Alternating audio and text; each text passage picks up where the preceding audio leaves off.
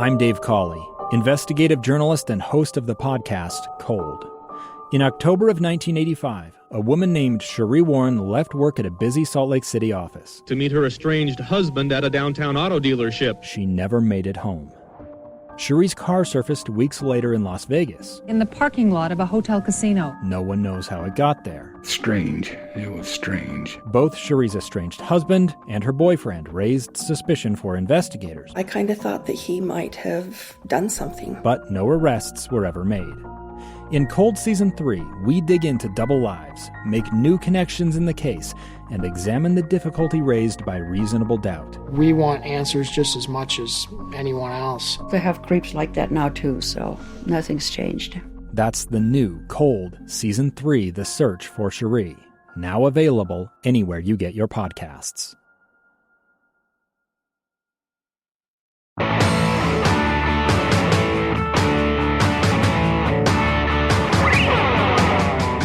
You're listening to Project Recovery, a podcast about addiction, more importantly about recovery, brought to you by our friends at useonlyasdirected.org. They got a 3-part solution: speak out, opt out, and of course, throw out. We got Chris Jones here. In the first episode, we talked about his beginning going down the road to his drug addiction, and we found out he'd been to 12 recovery centers over how many years?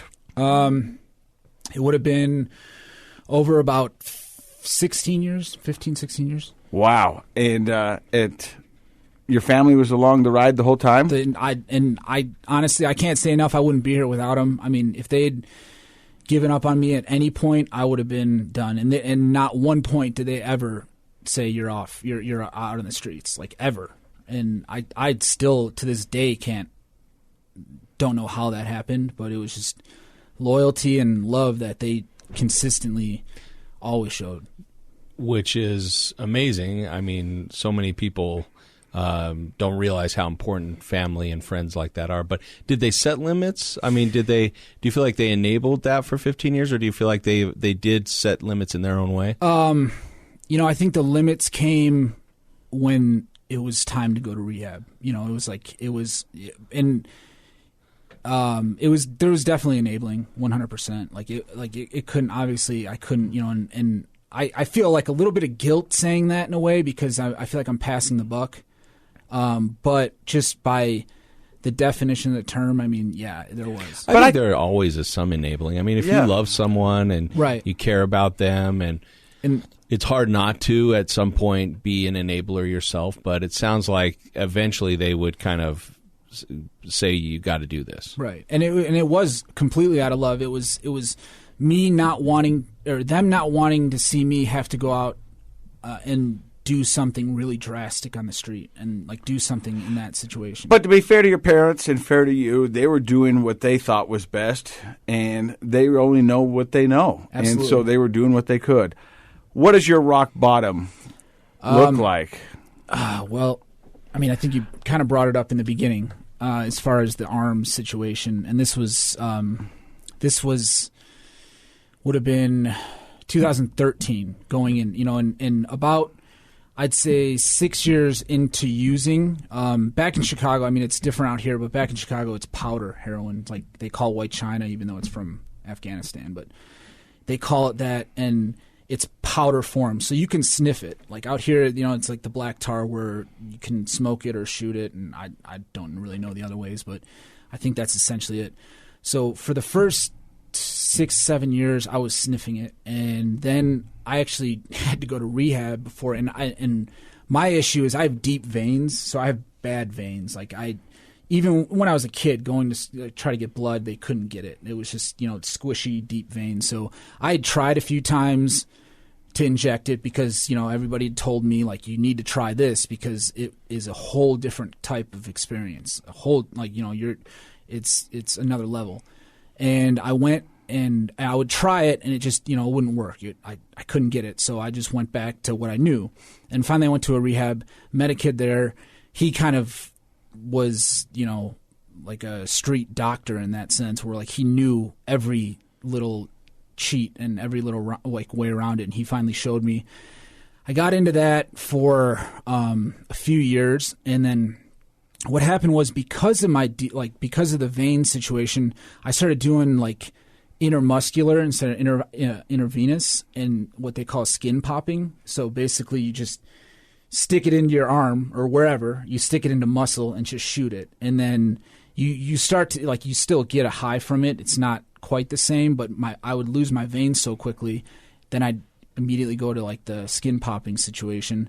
And what would happen was, when you would do it, it would like a little, about the size of your pinky nail, like a little spot would pop up, and it would look like a bruise.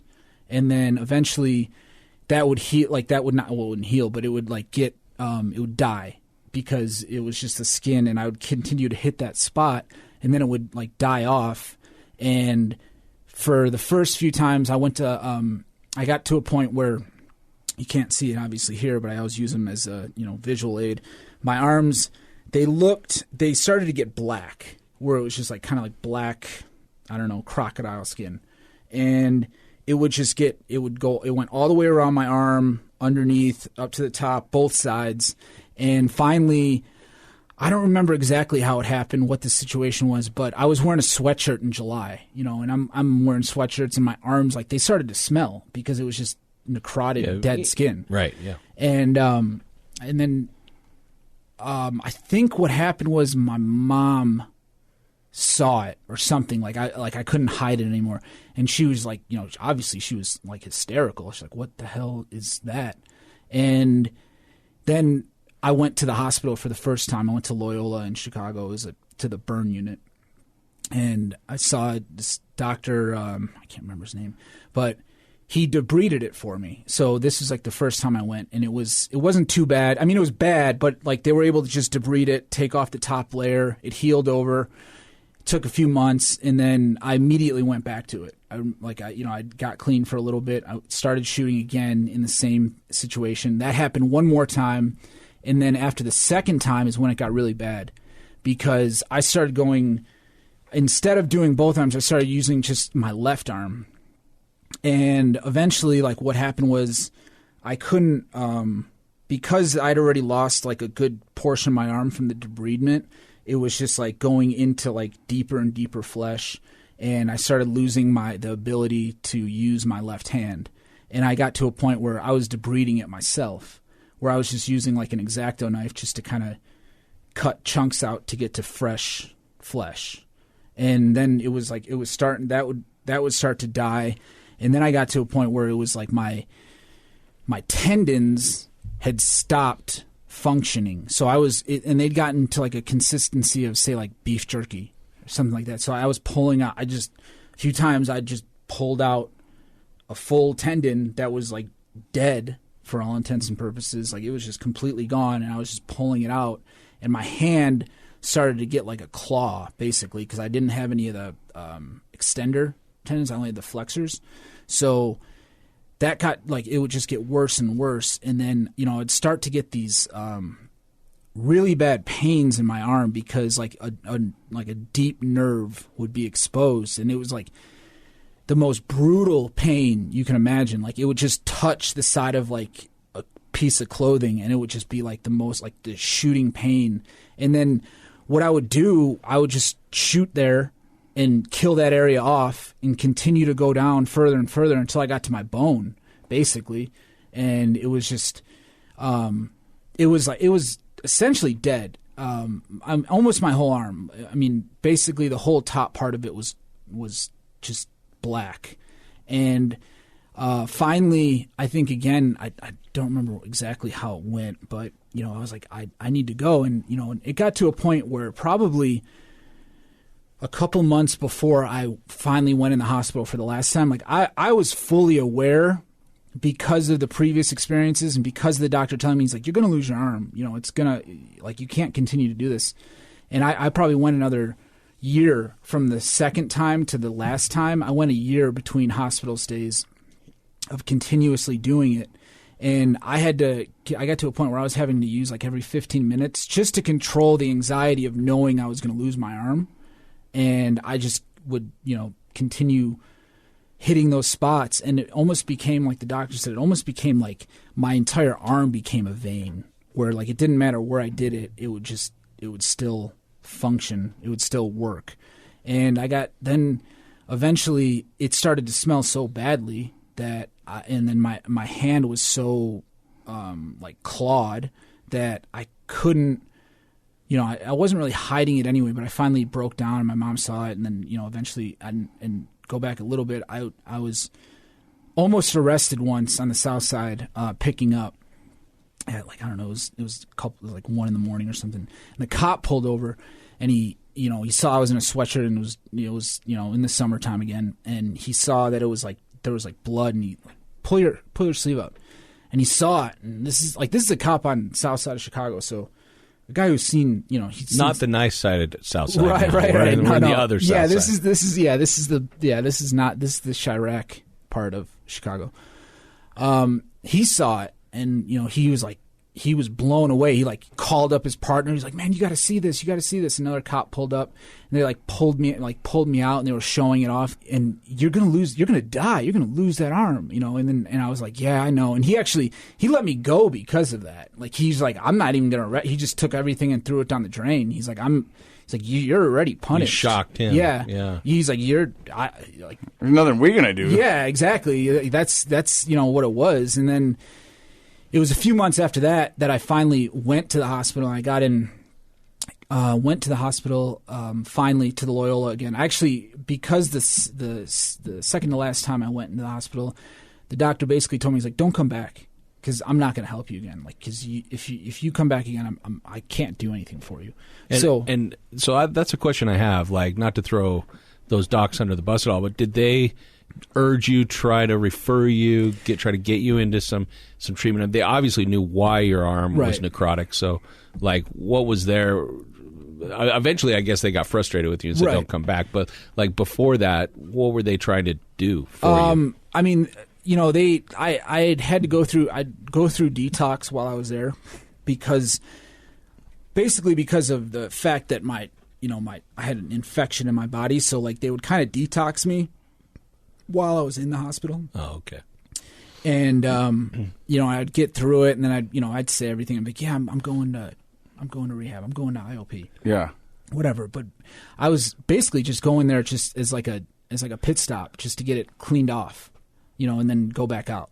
So the third time you went back? The third time I went back, I had to go to 2 different hospitals, 3 different hospitals. I went to 2 first, and initially, they told me immediately, they're like, "We're taking your arm from the elbow. Like, there's no way we can save it." Like the first hospital I went, they were just pouring peroxide on my, like literally pouring it, and they're like, "We're taking, you're going." So I'm like, "No, I wouldn't accept it." And then I went to another one, told me the same thing. Finally, I went back to Loyola because they do have a great burn program, and I was like, "This is my last ditch effort, like Hail Mary." And I went there, and I went in, talked to the doctor, and at this point I'm like 120 pounds. I weigh 120 pounds. I'm like ashen gray. I have osteomyelitis, which I find out. I have a blood infection that was the main reason why they wanted to amputate, because they were so afraid of it getting to my heart. Yeah. And that's what they were that was their main concern about getting me in and starting to treat me. And finally, the doctor that had actually told me not to come back, he comes down and sees me in the ER, and he's like, "I know I told you not to come back," and he's like, "This isn't. I'm not saying this to like as some kind of vendetta or anything like that." He's like, I want to help you, but I can't do anything." It's like, it's too far gone. It's not. There's nothing I can do to help you in any way. And so at this point, I was kind of like resigned. I was like, "All right, I'm losing my arm. That's it. Like I can't do anything about it." And so I'm sitting there, and they have me in the ICU because of the fact that I'm in such bad shape, and they're just trying to get me physically healthy enough to do something, And then they put me up in the room, and the night before I'm supposed to go in, I remember breaking down and just like begging him, like, "Is there anything you can do? Like anything at all? Like, please help me." He's like, "The only thing I can think of is I can try to get the plastic surgeon, and his name's Dr. Van Devender, who's like my saving grace." And he comes in, And this is midnight the night before. I'm scheduled for surgery the next morning at 6 a.m. to have my arm removed. They came in, just, the robotic came in like to just give me like they were going to give me like a prosthetic arm. And they came in and like did measurements and everything. And so he comes in the night I broke down and like begged, and finally he's like, that's the only thing I can think of. So he brings the plastic surgeon in. He runs all these tests at, like I said, it was about midnight the night before. And he does all these, he takes some pictures, and he's like, I don't know. He's like, I've never seen anything like this, and I don't know if there's anything I can do. And he's like, I just don't know. And then what I'd found out after I'd been in the hospital for some time was he actually didn't sleep that night. And he called in at about 5 in the morning or something to cancel the surgery.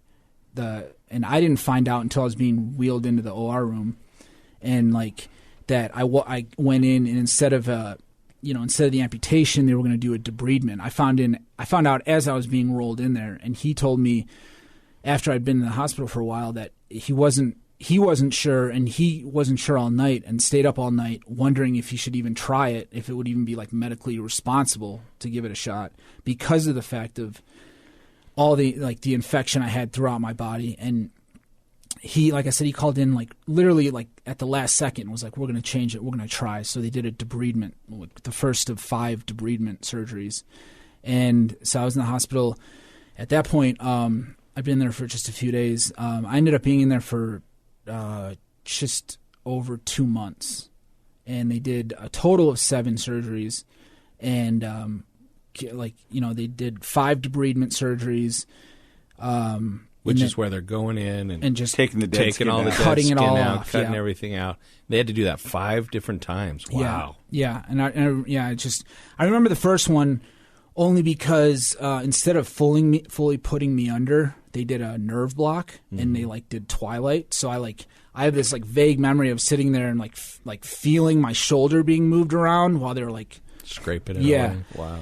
And and then what they would do is they'd put this wound vac on my arm, which is like a black sponge that they would put on it, and then just wrap it in that whatever that Teflex, whatever that stuff, that suction stuff.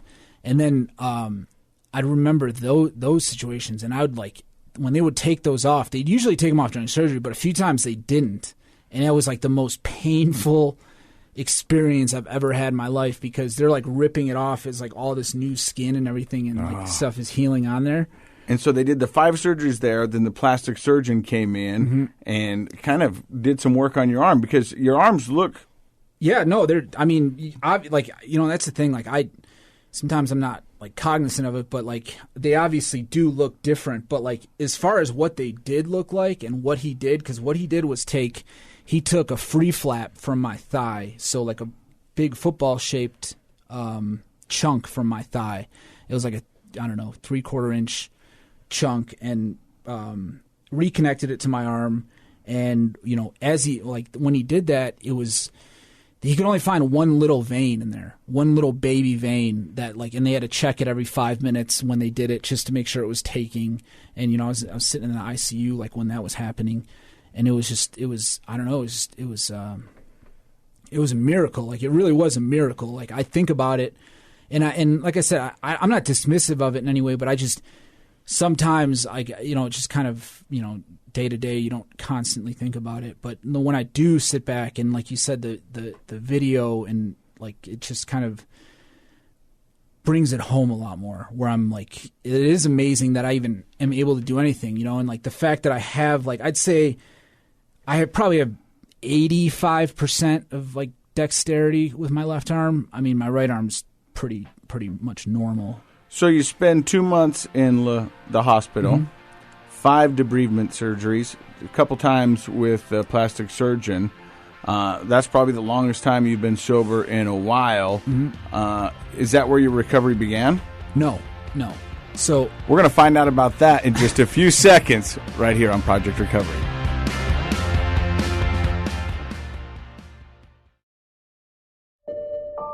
I'm Dave Cawley. investigative journalist and host of the podcast, Cold. Don't miss Cold's new Season 3, where I look into the unsolved disappearance of Cherie Warren, a woman last seen leaving her job at a Salt Lake City office in 1985. Police cast suspicion on Cherie's estranged husband and boyfriend, but never made any arrests or recovered Cherie's remains. Find Cold Season 3, The Search for Cherie, anywhere you get your podcasts.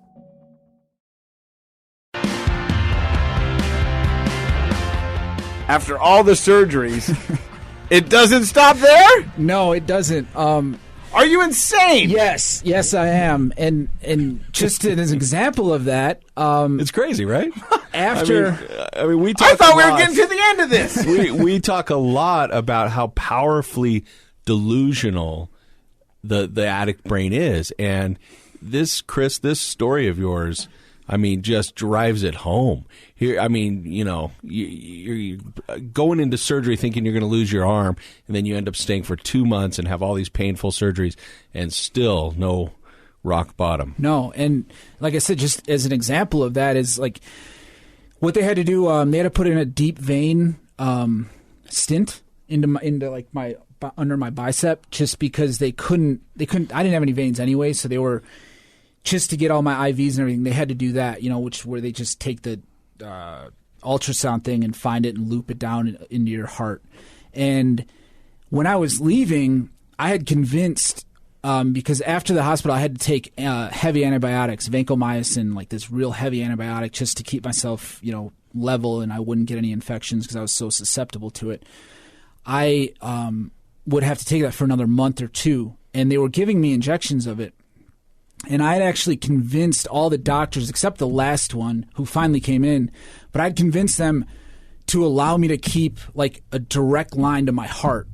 And I'd taken a few syringes, you know, it's the kind you have to screw on to the Right. You know, and they were in my drawer next to my bed, and like a few days before I was leaving, I snagged a few, and I was going to bring them with me. And then finally, the doctor came in. He's like, "Do you know why he's in here? Like, he's in here, and like talking to me at the same time. He's like, he's in here because he's a drug addict, and if we give him a direct line to his heart, he's going to die like immediately." And I fully intended on doing that. That was your plan. Yeah. Completely intended on doing that. So even though you hadn't used in over 2 months, you were just waiting for that opportunity. Right. And it was, you know, and then I got out of I finally did get out of the hospital, and I ended up having to take pill form of the, you know, the antibiotics because they removed that deep Rightfully stint. so. Yeah, exactly. And I, after that, you know, it was weird because I'd been okay. Like I wanted to go to rehab, but at the same time, I had this like other thought in my brain where it was almost like a reactionary thing where I just took those like as like a standby, like, well, I have this, so I might as well use it, you know? Yeah. And I knew that I'd be going, and that I ended up going to an IOP in Chicago, Hazleton, their program in Chicago, right after I got out of the hospital. And great program, and I went there, did it, you know, for a few months. I ended up using, they sent me up to their Minnesota rehab clinic, and I went up there for, I don't know, whatever, it was 30 days, one of the many places I went. And I left there, came back, used again, went to another place, used again, you know, and then that went on. And this was 2013 when all the surgeries happened. So I went through that pattern again where I started going back, and I actually did, stupidly, I have a little scar right there, which was the mark that I tried to use again. I tried to shoot into my reconstructed arm. Oh. Which, like, and thankfully... Which is really not your arm, it's your thigh. No, it's my thigh, yeah. My Yeah. thigh circa, yeah. So in and out of those, and how did you get to Utah? So it was a few more years of that process, I guess you'd call it. About, let's see, now it would be about 5 years ago, I got into Xanax for the first time and was combining the Xanax and heroin. And 2000, on my mom's birthday, actually, April 28th, 2017, I was arrested in what it was a case of mistaken identity with the DEA, where they they were looking for a kid that matched my description, had my same car, driving into Inglewood in Chicago, which is the bad side. Did he have his thigh on his forearm too? No, he didn't. No. I wish they would have been able to tell me apart that way. I should have that on my driver's license. And and I'd gotten arrested then. I mean, it was a mistaken identity in the case. It wasn't who they wanted, but I was picking up drugs, so they, rightfully arrested count me. it. Yeah, exactly. Yeah. And they weren't happy about it, but they arrested me. And then I was on house arrest for about a month. It was exactly a month. Got off, and this would have been like May 2017. And I went back out and used, and I was prescribed Xanax at the time. I was actually prescribed 4 bars, so 4 2-milligram Xanax a day, which is a lot. Is outrageous. Yeah, that's a lot. Yeah, and it was, and the thing is, it was so easy too. I just went into a doctor and said, "Hey, my old guy's off my insurance policy, or not in my insurance network anymore. And this is what I was on." And just that's another story, but it was so simple, and I started taking Xanax again. I mean, not again, but I started taking Xanax. Went to the doctor, and I went back and started using again. And I remember it was the Home Run Derby 2017, because I watched, I think it was Giancarlo Stanton go bat. And then the next thing I remembered was waking up in the back of an ambulance.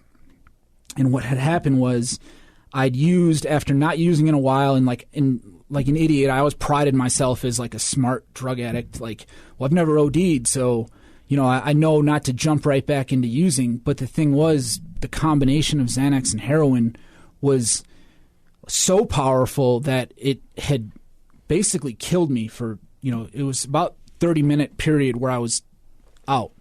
And my sister had walked in my room, which is something like that to this day, like every time I think about it, it's just like, it kills me, because the situation of what happened.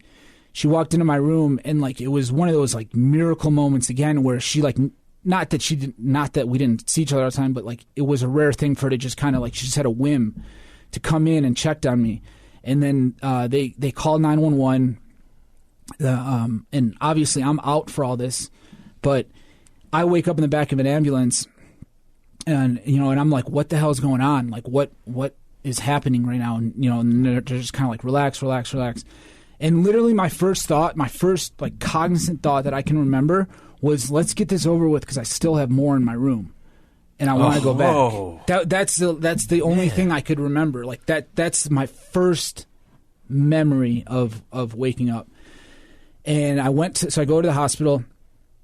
All my family shows up and everything, and I was feeling down my leg, because my leg was like cocked. And what happened was, because I was out so long, because my blood flow had been like so reduced, and because of the fact that I have bad veins, but mainly because of the fact that I've been, quote unquote dead, whatever, for so long, they had to do a deep bone stint. So, or bone marrow stint. Mm-hmm. So what it is like, it's like an 8-gauge needle. It's like a really thick needle. It's like really a screw.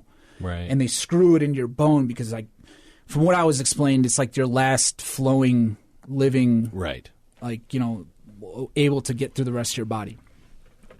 And I woke up with that, and I was like, what the hell is this? And even the one nurse was just like, I've never seen that. I don't know what that is. And I was a little concerned, because I was in the ER and she didn't know what it was. But then, then they explained it to me, and they came in and told me what had happened. Like I said, my family showed up, and being out for so long, like I was in this weird situation where I didn't, all my faculties weren't back yet. Like I wasn't quite there. And like, I just remember, like, I don't know if, whatever you want to call it, like, whether it was like getting in touch with God, or however you want to phrase it.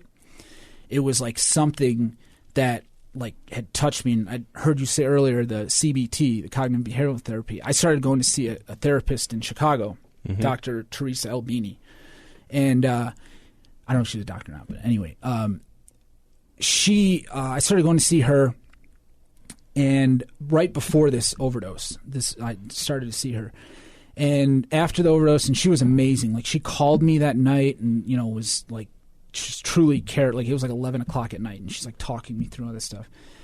And I can't remember which one of my family members, but had heard of a place out here, out in Utah. And she'd heard of the same place because she'd seen them at some kind of convention or something like that. So she, said, you should go out there. So I went out, checked that, and I came out, it would have been July or June, the end of June 2017 is when I first came out. Went out up to the lodge up in Provo Canyon? No, up in Big Cottonwood. Oh, yeah. Yeah. And went there, went through it, got through it, and it was an amazing experience. I mean, I loved it. It was almost like coming out to Utah was almost the same experience as going to the Scientology rehab. It's like I saw pictures of the place, and I was like, yeah, I want to go there because of the scenery, basically. But also, in a way, it was, I'd come to a certain, I don't know, realization, whatever, epiphany that I needed something. Came out, went through it, met a lot of really cool people, met Frank, went to sober living down in Kaysville. And I lived there for, I don't know, about a year. I'd say it was about a year. And then June 18th of 2018, well, it was a couple days before that, but, relapsed. And then at this point, Dustin had started working with the program with, and I'd started to see some of the people, like it was kind of intermixed, the sober living we were at, where it was like the people where I was, and then also war at the time. Yeah. And like it was crazy because like one of my good friends, Wes, who was one of my roommates there, we'd see him come back. They'd go do a different program, and they'd go come back then in the afternoon, and we'd see him like, everybody left the same kind of, dazed, miserable, waking up at 7:00, like, oh, I don't want to do this. But come back like in the highest spirits, you know what I mean? Just like confident, like just had a great time. And for the first year I was there, it was probably like the last 6 months that I was in sober living before the relapse in June 2018. Like I noticed that's when they intermixed it. And then when I relapsed, they mixed the programs. So then I started getting into it, and that's when I first met Dustin, and like I'd known Frank and Wes, too. They're my best friends to today right now. And they, we started going through the program, and what I noticed was getting, how do I explain it? Getting a certain level of comfort and confidence in myself that I hadn't had before. And I'd been to so many of the rehabs before, and I don't begrudge any of that because I picked up a lot of information from each one of them. And each one of them, like I feel to this day, I still use certain aspects. But it was almost like there was never like a confluence of all of it together. I say something clicked. Yes, exactly. Something clicked in you that this felt right, this felt at home, and this was my community, and this is where I can grow. And I think that's what we really want from everybody out there. When you get into recovery, people often come to me and say, hey, Casey, what are you doing? I go, I'm doing what works for me, and it makes sense for me. It might work for you, and it might not. It's not a one-size-fits-all, and I think you're a perfect example of that because you've been to 12 different rehabs. You've been in and out of different programs, but you found something that made sense to you. Exactly. And the thing I really love about you is that you didn't give up. Yeah. And you kept moving forward because there were so many times you were telling your story and I was thinking, this is where it ends. This is where it ends. This has got to be where it ends. Holy cow, this isn't where it ends. Anymore. But it ends with you working out with Dustin Hawkins in the SOAR program up in Ogden. And you found a community that's really giving you what you need, and you're giving it back. And you're doing that by sharing your story today, which I think is probably one of the most amazing stories I've ever heard. I mean, I was looking at Josh, our producer's face. I was looking at your face, and there was probably 7 to 8 WTF moments. Yeah. I'm not kidding you. I was like, easily. Holy, what? And I thought we've heard a lot on this podcast. Well, we have, but I mean, this is a perfect example of just, how powerful an addiction can be. It's just, you lived through just having this iron grip around your ability to make choices for yourself. It changed completely how you think. Your brain was just looking for that next opportunity. How is it different now, today? Like, how do you think? Do you think differently? Are you still tempted every day? What's it like? No, it's weird. I definitely think differently. And coming up on the 18th, which I don't know what's the date. Is today the 18th? Tomorrow? Today? Oh, Today. Today's 2 years. I didn't even know. All right. High five, man! That's crazy. That's awesome! I thought it was like the Congratulations. 12th. Yeah, today's 2 years. Yeah. And the thing exciting. is, that's. I swear to God, I didn't plan that. No, because we asked you here. Yeah, exactly. And yeah, that's nuts. But it is. It's like, obviously, I still like. I think one of Dustin's terms is like walking through the shadows. Like, I still walk through the shadows, and I think it'll be a constant life struggle, however you want to put it. But it was, it's the fact that I have, like you said, community, and I heard earlier you said the opposite of addiction is connection. Yeah.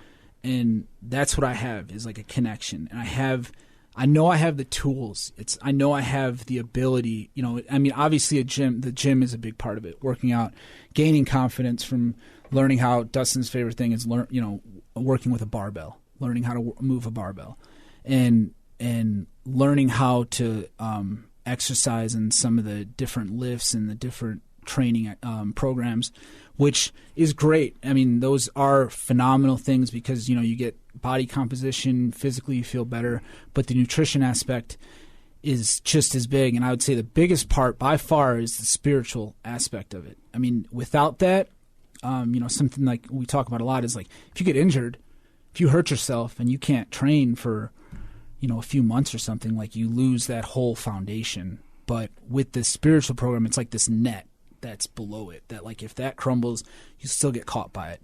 And you have this, I don't know, the like I said, the camaraderie that comes with it, and like the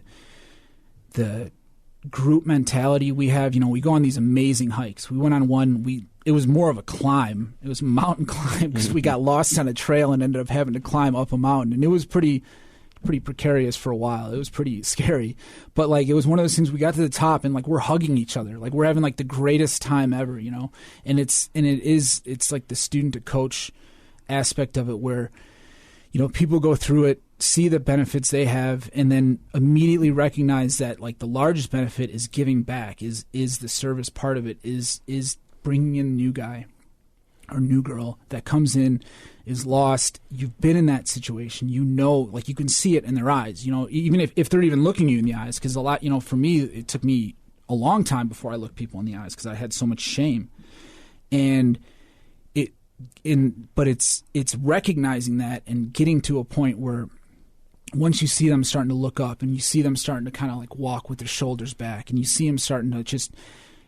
You see the life coming back to them. Yeah, exactly. I love that. I got one more question before we let you go, but I want to thank you for stopping by and sharing your story. This is definitely one for the books. And the SOAR program up in Ogden doing wonderful things. We'll have a link at the bottom of this, so if you want to go check them out and see what they're all about, we appreciate it. We want to say thank you for stopping by and listening to our podcast today. Dr. Matt, any last words? Just add my thank you to your honesty and being willing to open up and share. I mean, you're in a position to help so many people and inspire so many people, and so I really appreciate that. I'm on the professional side of these things, but I don't think at least in the area of addiction recovery, professionals aren't enough. We need people who are in recovery to help kind of spread that word and provide that support, so thank you. My last question for you is simple. Do you believe in miracles? Yes. Al Michaels. Yeah, he does. I love it. We can't end in a better way. You're listening to Project Recovery, brought to you by our friends at useonlyasdirected.org. They got a 3-part solution: speak out, opt out, and of course, throw out. Project Recovery is a KSL podcast.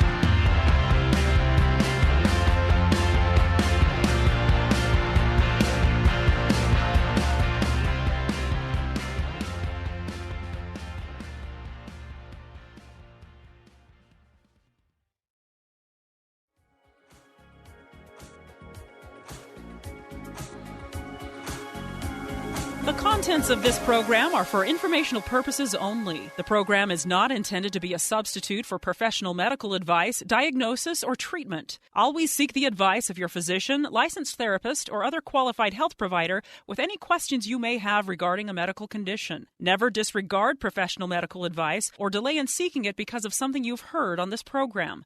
KSL does not recommend or endorse any specific tests, physicians, products, procedures, opinions, or other information that may be mentioned on the program. Reliance on any information provided on the program is solely at your own risk.